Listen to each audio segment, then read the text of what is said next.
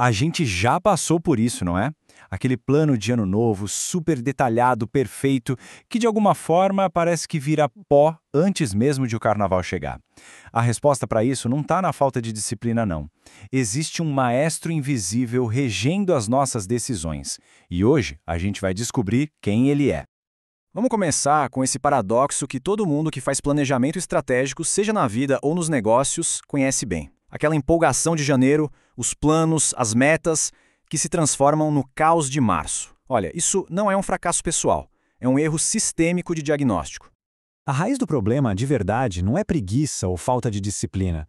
É um conflito muito mais profundo. De um lado, a gente tem a lógica da gestão, dos processos, do que é visível. Do outro, as forças invisíveis que a psicanálise estuda. O sucesso, a verdadeira eficácia, está justamente em entender como essas duas coisas se conectam. Então, o nosso caminho hoje vai ser esse. A gente começa entendendo esse paradoxo do planejamento, depois mergulha na ideia de que tempo é, na verdade, uma decisão. Vamos falar sobre como gerenciar a desordem mental, a tal da entropia psíquica, e aí sim vamos conhecer esse maestro invisível para, no fim, aprender a assumir uma regência consciente. Vamos lá! Ok, primeiro passo, vamos olhar de perto para esse problema que é tão comum, esse ciclo vicioso de planejar e falhar. O ponto-chave aqui é que esse ciclo não é uma falha na execução do plano, mas sim na premissa por trás dele. O erro não está no que a gente planeja, mas na nossa ideia do que significa gerenciar o tempo. Sabe, é como ter a melhor ferramenta do mundo, mas estar lendo o manual de instruções errado. E isso nos leva direto ao coração da questão. A gente precisa reformular completamente o conceito de gestão do tempo. A pesquisa acadêmica, a mais séria sobre o assunto, nos mostra exatamente isso. Gestão do tempo não é sobre preencher uma agenda, é um processo contínuo de tomada de decisão. Cada momento, cada minuto é uma escolha sobre como a gente vai alocar nosso recurso mais precioso e finito. A grande virada de chave, então, é essa.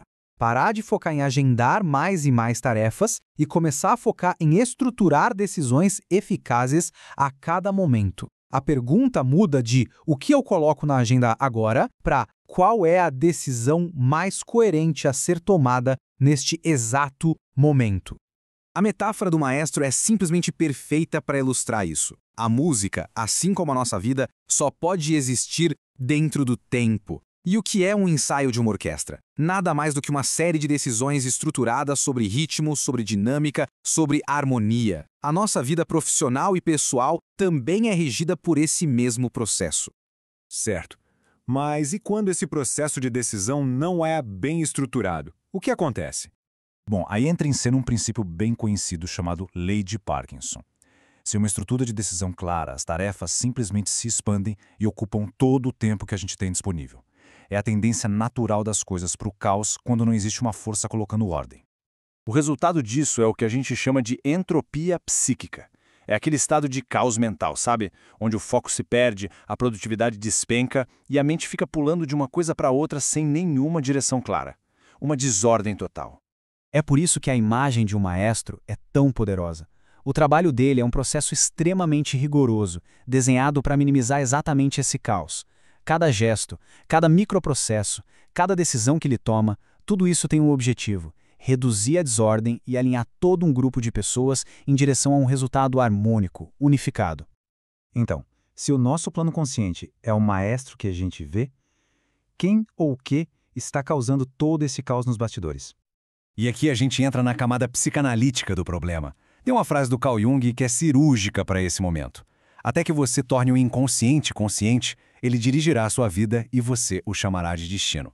Chegou a hora de conhecer o maestro, que muitas vezes está realmente no comando.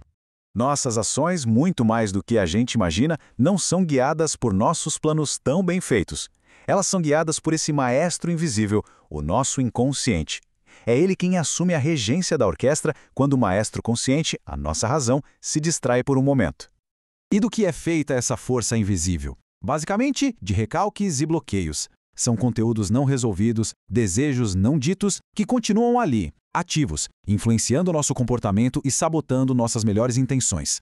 São eles que nos fazem procrastinar aquela tarefa crucial ou repetir um padrão que a gente jurou abandonar.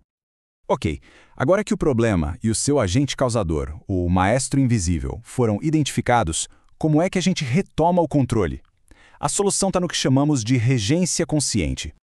A solução, portanto, não é um novo aplicativo de produtividade. É algo muito mais profundo. É alcançar uma coerência real entre os nossos objetivos conscientes e as nossas motivações inconscientes. É quando o maestro visível e o invisível finalmente querem reger a mesma música.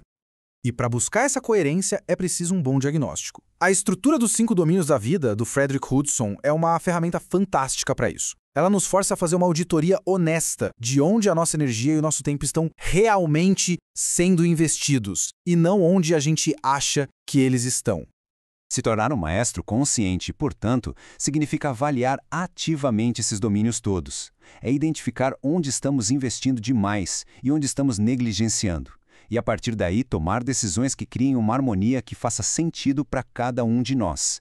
É um processo contínuo de autoconhecimento e ajuste de rota. E aqui está o ponto mais importante. O objetivo final não é um equilíbrio perfeito, estático, tipo uma foto. É uma harmonia dinâmica e, acima de tudo, intencional. É sobre garantir que o investimento do nosso tempo reflita os nossos valores mais profundos e não apenas as demandas mais urgentes do dia a dia. Isso nos deixa com uma reflexão final que é crucial. Quem, de fato, está regendo a sua orquestra? É o maestro consciente, com a sua partitura toda planejada, ou é o maestro invisível que segue uma melodia interna que muitas vezes nem nós mesmos conhecemos?